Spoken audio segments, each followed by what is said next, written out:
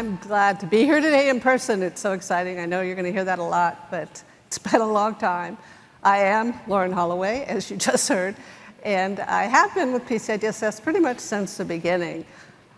I don't know if you've heard, but we did publish a new version in March of this year. This is a culmination of a multiple-year effort, and we're so excited about it.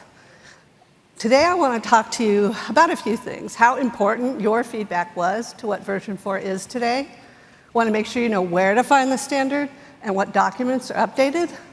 And I'm going to cover some of the new and updated guidance and some of the most significant changes.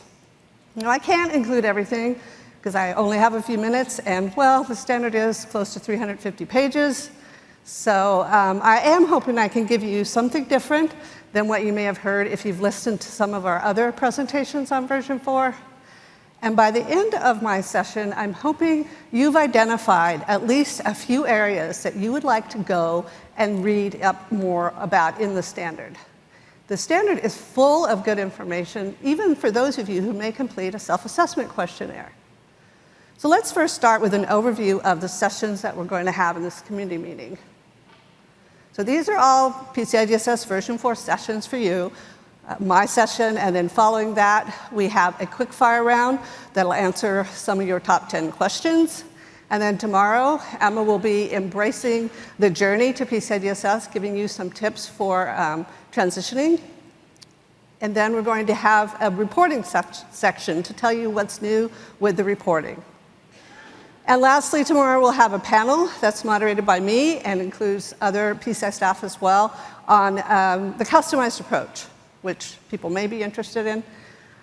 And if you're wondering where those documents are located, so in our document library, there is PCI DSS, and there is a drop-down menu. You can pick version 4, or you can pick version 3.2.1. So whichever one you're interested in, you can access it via that drop-down menu.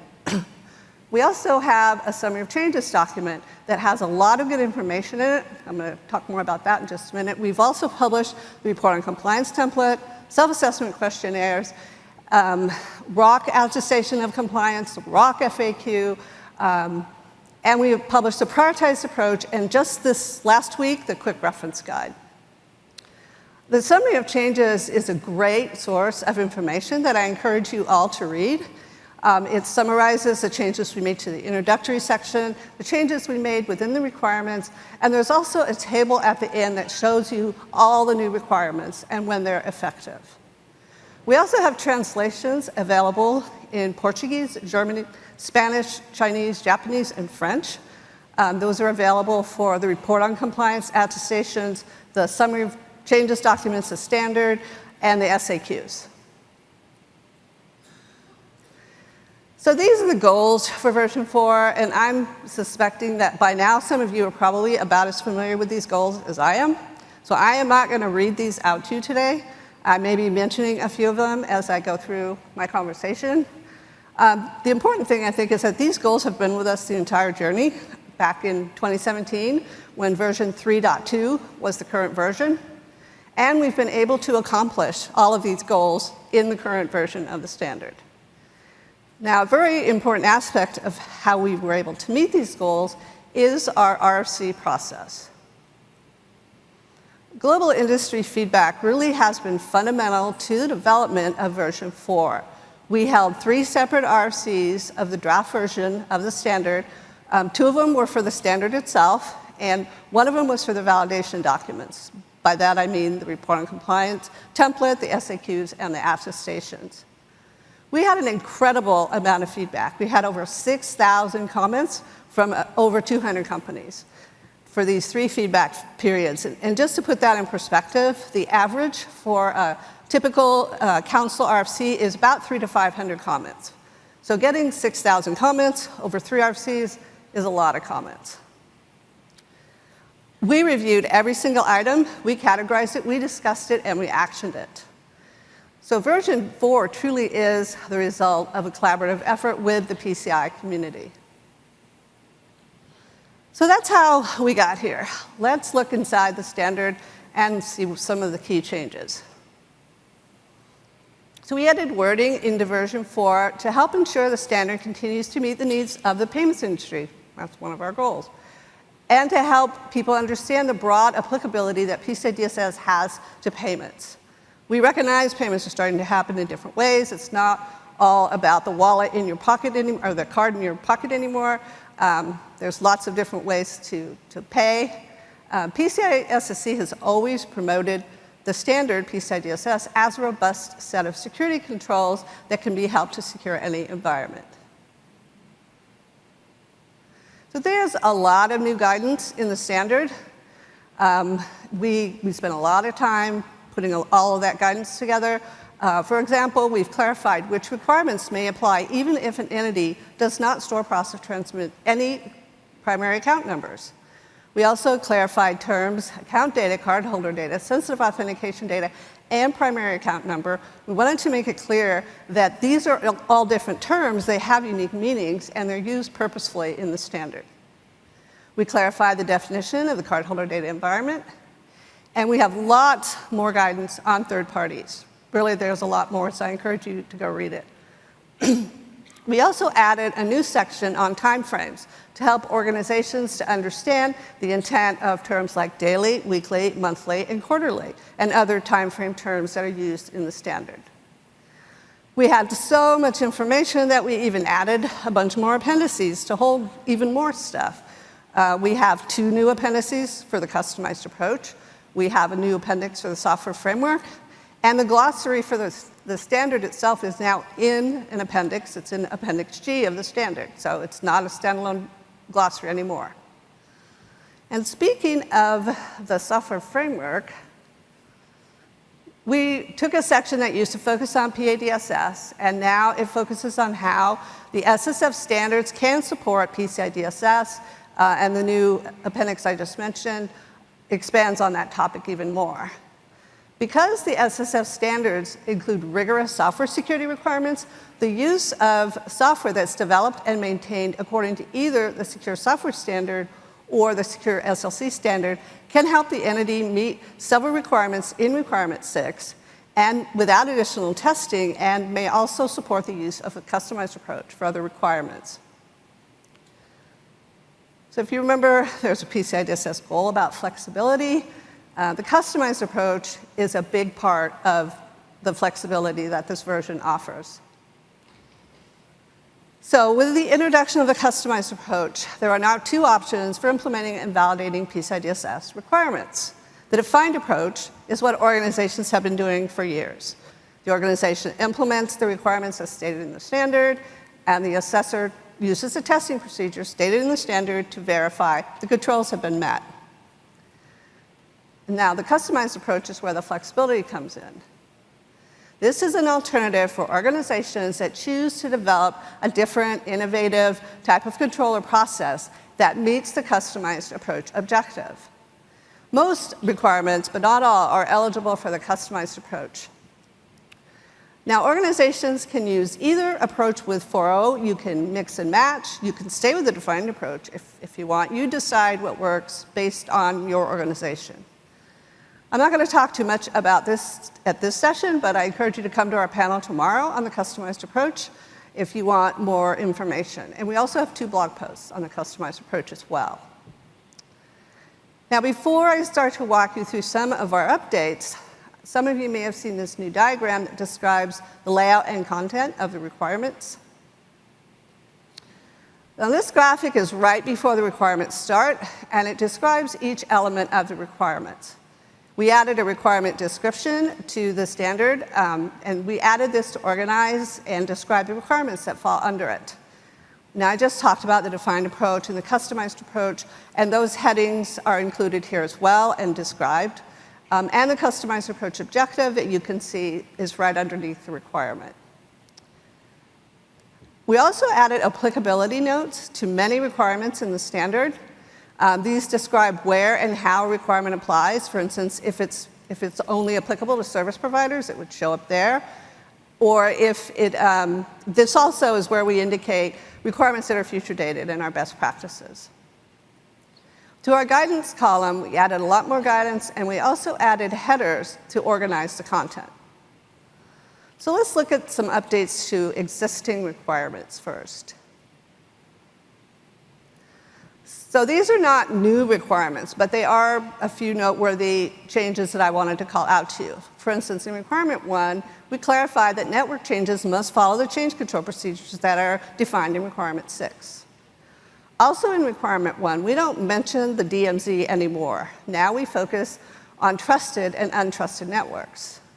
An untrusted network is anything without PCI DSS controls applied or that the entity does not manage itself. And requirement 8, we had a requirement in version 3.2.1 for group shared and generic accounts. And we added flexibility now because requirement 3.2.1 said you can't use those, standard version 3.2.1 said you can't use group shared or generic accounts. But in version 4, we do allow you to use those accounts as long as they meet certain specific criteria that are called out in the standard. In requirement 3, we clarified bin ranges for masking to align with FAQ 1091 for truncation, which is first bin and last 4. And Emma is giving a session tomorrow on bin ranges, so I encourage you to come to that if you have interest in that topic. And in requirement 12, we eliminated the requirement for an organizational-wide risk assessment, and we replaced these with targeted risk analyses. And I'll explain more about those in a bit. We do get lots of questions about our password requirements. Now, some of our stakeholders still rely on passwords, so the standard does continue to support password requirements. We increased the password length from 7 to 12 characters. 7 characters are no longer sufficient, we were told, based on modern computing power. So this is a future dated requirement, so it's not required to have 12 characters until 31st of March 2025. But organizations still need to meet the original requirement, which is 7 characters, until that new length is effective. Also, the requirement to change passwords every 90 days does remain in the standard if passwords or passphrases are the only authentication factor used. So think of any single factor authentication scenario. However, we did add more flexibility to this requirement for organizations that use dynamic analysis to make real-time decisions about access, if you think zero trust implementations. For those types of implementations, the passwords don't have to change. Now, this is just another option for meeting the password requirement, so it's not a future dated requirement. So how about some more info on some of the other new requirements? More info about the new requirements. Those were existing ones. So there are lots of new requirements in the standard. We wanted to ensure the standard continues to meet security needs of the payments industry. So there are 53 requirements that apply to all entities. A couple examples, there's 2 new requirements. If sensitive authentication data is stored prior to authorization, the sensitive authentication data has to be encrypted, and also it has to be included in the data retention and disposal policies. There's a new requirement for keyed cryptographic hashes if hashes are used to render PAN unreadable. And there's also a requirement to perform authenticated scanning for internal vulnerability scans.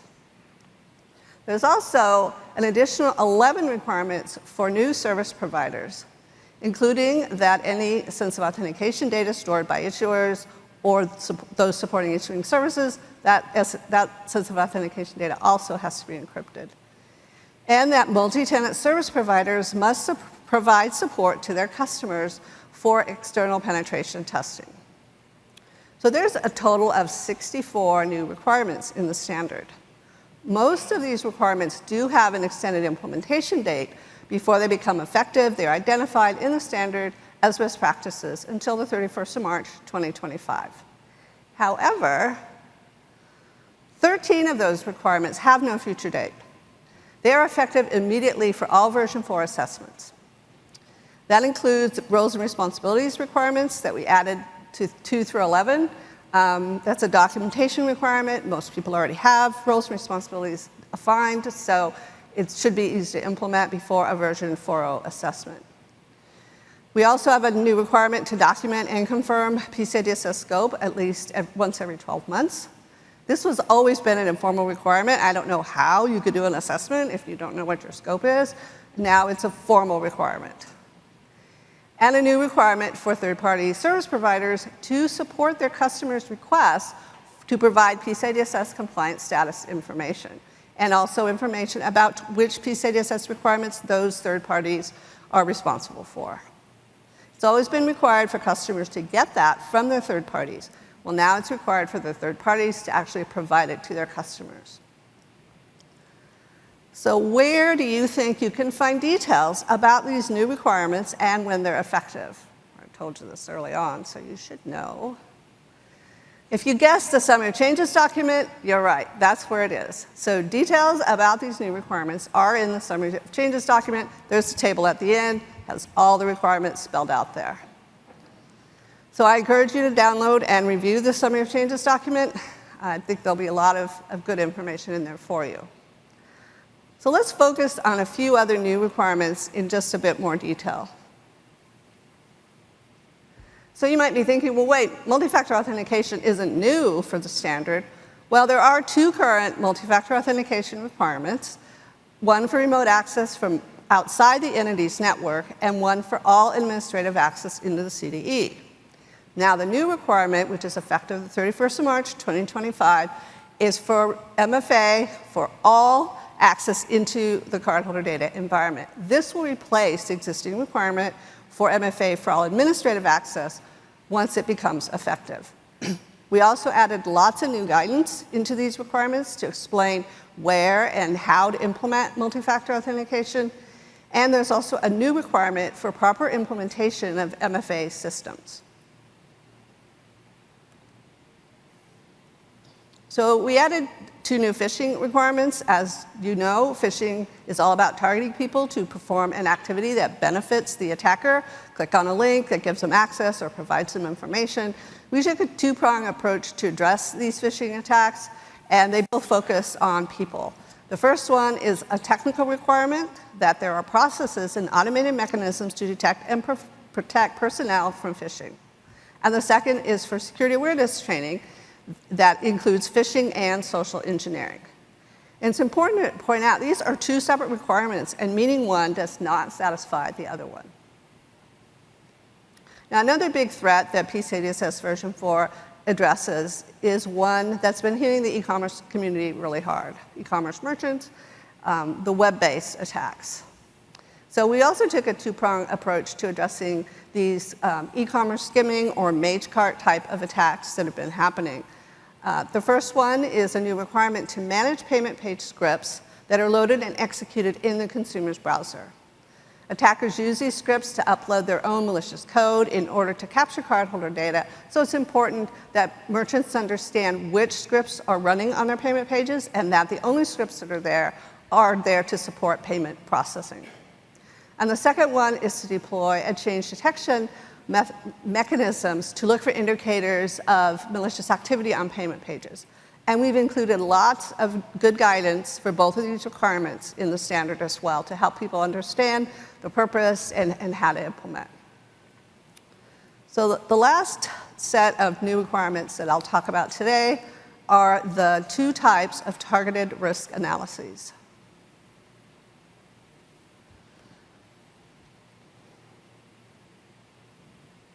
My notes are not lined up, so I'll just wing it.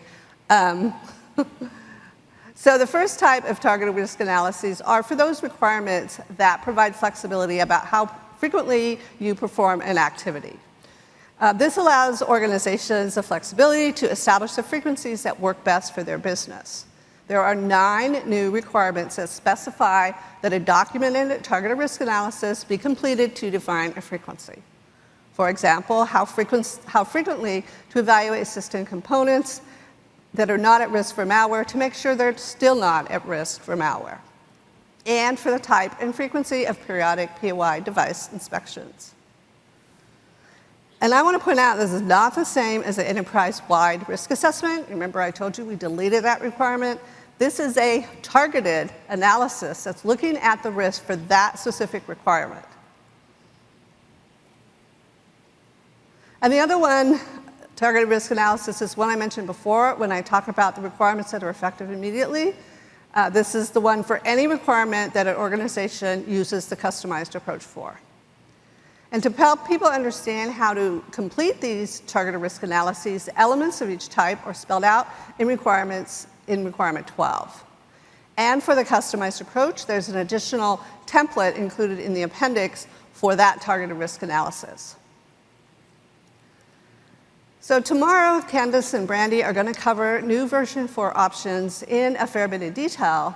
But before wrapping up, I did want to cover one reporting option that you may have heard about, called In Place with Remediation. So the PCI DSS version 4 report on compliance template, self-assessment questionnaires, and the attestation of compliance currently include In Place with Remediation as a new reporting response option. This option was intended to support security as a continuous process by providing an opportunity for organizations to target areas for improvement year over year. Since the March 2022 release of these documents, we've received a lot of feedback about In Place with Remediation from our Board of Advisors and from our Global Executive Assessor Roundtable. They've expressed concerns about the best way to incorporate this process into an assessment without it impacting reporting. So we listened and we took a step back, and now we're reviewing the best ways to document this reporting option. I do want to point out we did receive positive feedback about this option as well, that there is a value to have this information, to be able to use it to report to your executives and work with leadership on making corrections. And it also addresses a long-term gap in reporting that the assessors have identified. But the concerns are if this is reported in a public or shared document, like an attestation, how will people receive it and what are they expected to do with the information? So we are looking at ways to retain the value of this reporting in a separate summary worksheet. So based on all the discussions, we do believe this idea has merit, and we do want to retain its value. So, we do want to support the goal of In Place with Remediation, which is to encourage security as a continuous process. So we think the value can be retained by separating the information about gaps and improvements needed from the formal reporting documents. And we're also looking at updating the In Place with Remediation terminology to reflect its focus on areas needing improvement. We're planning to provide updated guidance, additional guidance out to the community so everybody understands the expectations and how to read it and interpret it. And we're also going to be updating the QSA program guide so QSAs are very clear on our expectations about the use of this feature. We are planning to have these updates ready either in Q4 of this year or early Q1 next year. So just a quick review of the timeline slide and where we are. Version 3.2.1 will remain active for 2 years from the point version 4 was released, which means version 3.2.1 will retire on the 31st of March 2024, so about a year and a half. And I've mentioned many of the new requirements in version 4 are best practices until 31st of March 2025. And up until that date, organizations that are ready can be assessed to those new requirements, but they don't need to include them if they're not ready. But once that March 2025 effective date is reached, all the requirements must be fully considered during a PCI DSS assessment. Emma Sutcliffe is going to have a session tomorrow about transitioning to version 4, so I encourage you to listen to what she's going to tell us about that. Also, a reminder that all our version 4 resources are in our version 4 resource hub, which is located on our blog post. So you can go find all of these resources, videos, all sorts of good information that we've put out about it. And I encourage you to join Mark and Lindsay and Elizabeth tomorrow for a discussion about various PCI DSS resources and engagement opportunities. So 6,000 comments. I'm really blown away by your providing us with 6,000 comments. I'm also blown away by the fact that I reviewed every one of those comments. That's pretty amazing.